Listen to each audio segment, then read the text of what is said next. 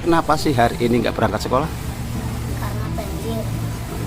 Lalu apa saja nih yang emang rumahnya terendam ya? Iya, Apa saja dek yang terendam di rumah? baju, tas semuanya terendam. Lalu gimana rasanya kalau nggak sekolah? Sedih. Sedih kenapa? Ya kayak ketinggalan pelajaran. Oh. Lah terus pelajarannya ini ketinggalan atau gimana? Ketinggalan sih. Rencananya mau sampai kapan nggak berangkat? Ya belum tahu. Nah kalau udah sat ya berangkat.